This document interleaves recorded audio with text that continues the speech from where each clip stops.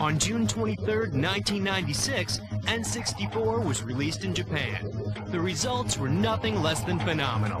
Within hours, over 500,000 systems cleared the shelves.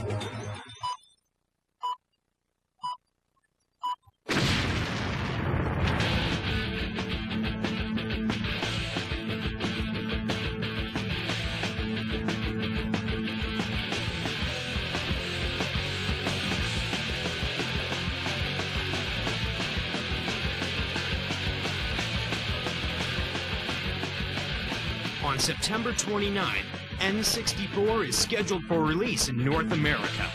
The system is about to change.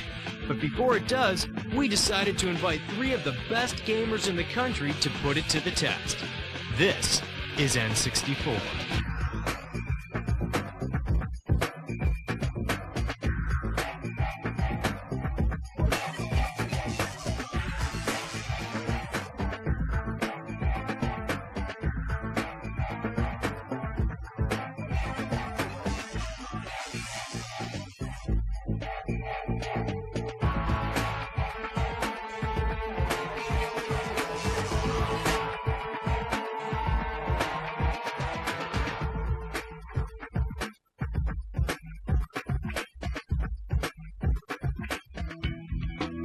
Good evening, gentlemen. We've been expecting.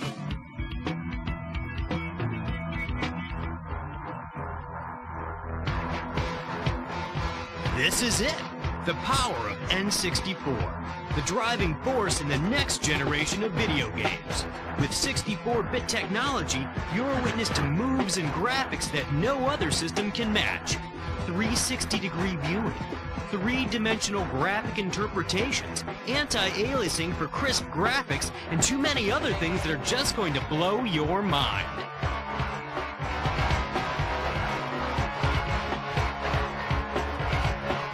Welcome to N64.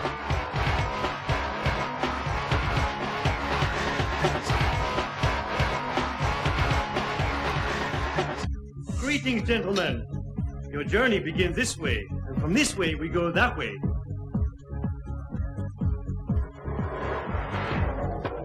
Yo, what is this? Yo, it's kinda dark in here. Okay. Hey guys, how you doing? So, I understand you're here to find out about the Nintendo 64.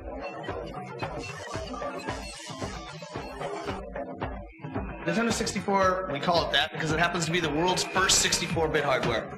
Now, I could go on and on about all the technical stuff, but I think it's easier for me to explain that as I show you the game. Hello! So let me jump into the game. You notice that Mario's standing in this huge field outside of a big castle. Now, if I take the control stick and I just move it a little bit, you notice that Mario starts to tiptoe. I move it a little bit farther, Mario starts this kind of slow walk. Crank it and he goes full-out sprint. Whip it in circles. Full 360-degree control. 360. Now I'm going to cruise up into this castle, because that's where most of the levels are. Go, little man, go. Whee! What kind of skills do you have, little man? Now that I'm inside of the castle, before I go show you a level, I'd like to show you some of the cool things that Mario can do. And I'm sure you've seen traditional Mario games. You know that Mario can do things like climb and jump on enemies. But now Mario's got some stunts. Check out Mario, man, doing those backflips. I push the Z and then push jump. Whee! Mario does a layout double backflip. If I like run along, push Z, jump, whoa, Mario jumps a mile. Oh, look at that. Did you see him climb? I can get Mario to do things climbing trees. I can get Mario to do things by hanging on ledges. I can do a ton of stuff with Mario. Oh, did you see that? Yo, you see the way he went to that door? I'm kidding. Here we go!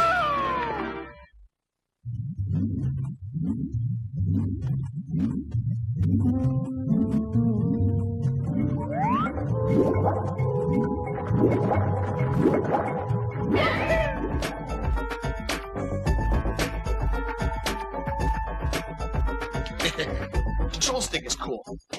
It actually allows full 360-degree control. Okay, so I'm gonna cruise along here and jump into this picture. Oops. Hey, how'd you do that?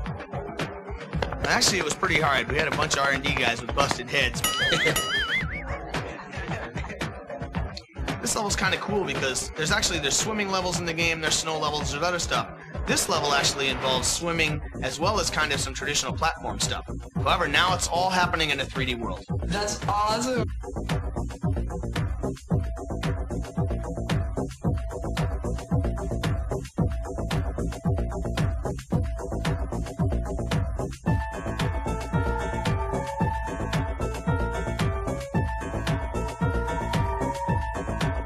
smooth.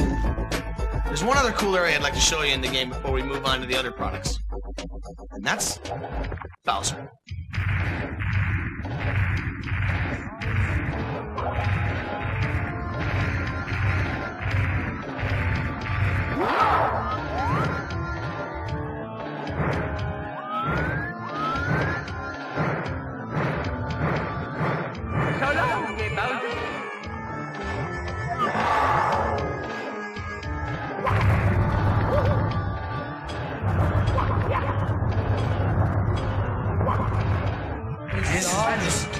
I'm not going to go all the way through this level, but I just want to show you some of the cool things you can do in here.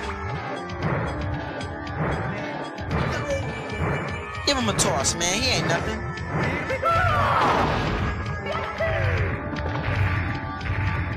Anyway, I think I could go on for about the next 20 hours telling you about Mario 64, but I think it's time we move on to Armand, who's going to show you Pilot Wings.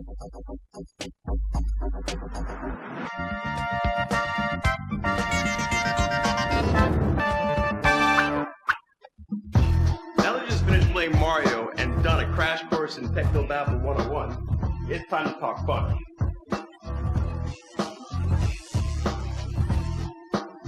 What's really different about Pilot Wings is that you get to deal with more than just airplanes. You've got hang gliders, you've got rocket packs, and you've got gyrocopters. It's the most unique flight simming game you've ever played in your life. When you're playing the game, you feel like that you're actually in the game.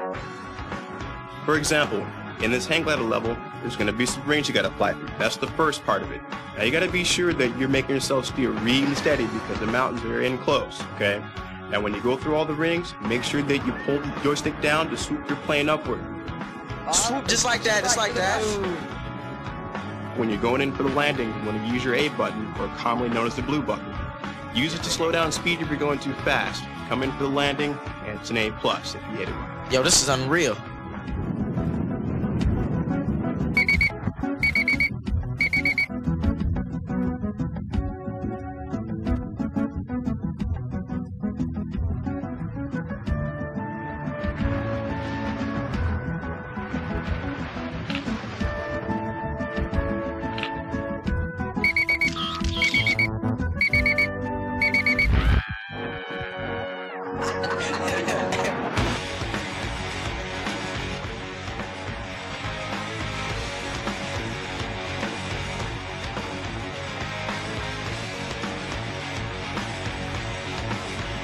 When you get to the point where you think you're actually good at this game, try this.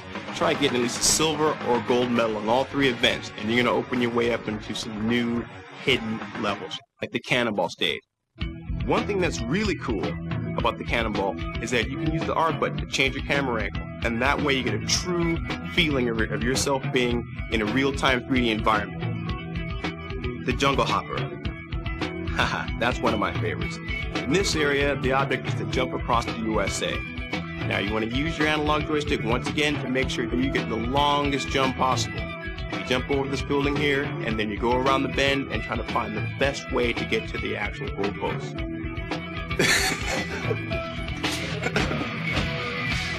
You've still got one more game to play. Shadows of the Empire.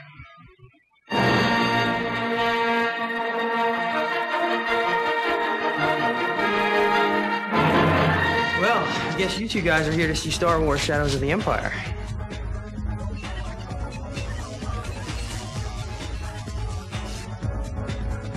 I guess I'll cut to the chase and get right to the game, which is my favorite part.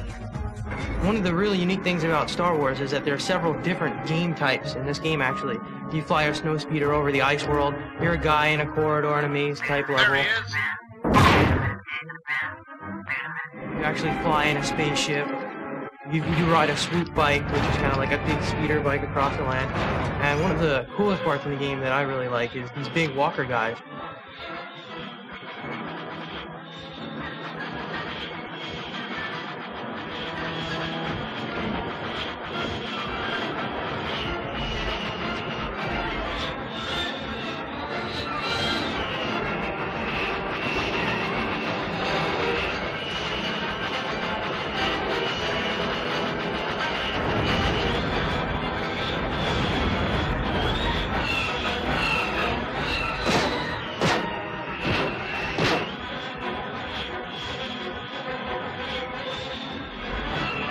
can actually fly around them and wrap them up with a tow hitch. And you can circle them just like in the movie. And then you can trip them up. Love that part.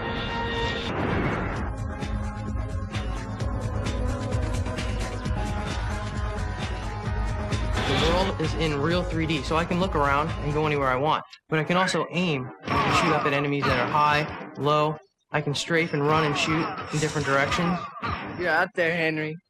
I can jump over objects. I can actually duck and fire at some of the stormtroopers.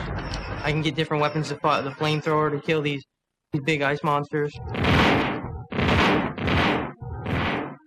Okay, this is the flying over the Star Destroyer. And here you actually can zoom in to the cockpit. In every level there's different views. You can zoom in and out. You can watch the guy from a third-person view, or you can actually watch from a first-person view. Here I have to destroy all these TIE fighters, watch out for asteroids. As you can see, the explosions here are just as good as the other level. Whoa! I love that part.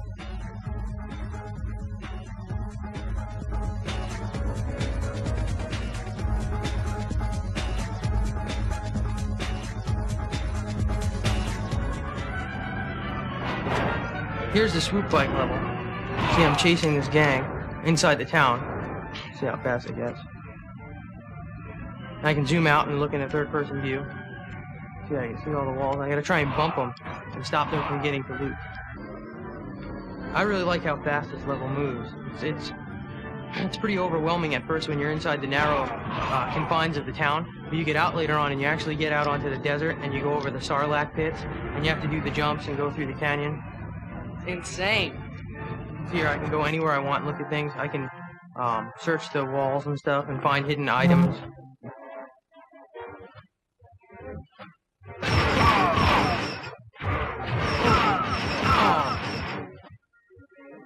Well, that's just some of Star Wars Shadows of the Empire. Whoa, those are 3 great games. We've only scraped the surface. There's more?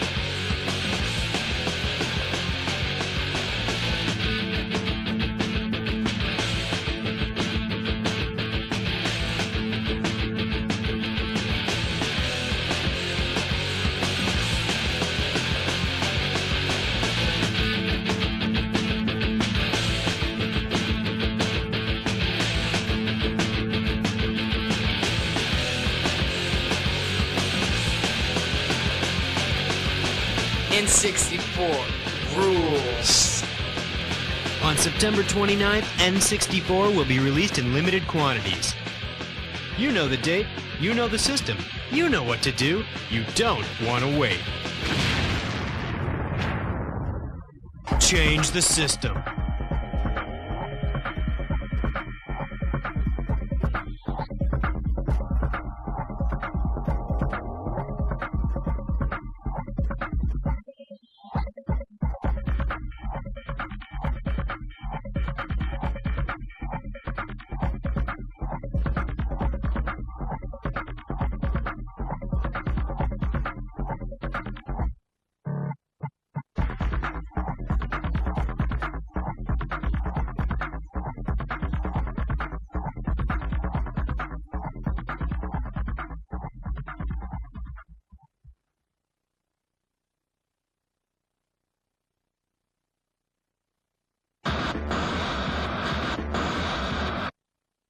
You still want more?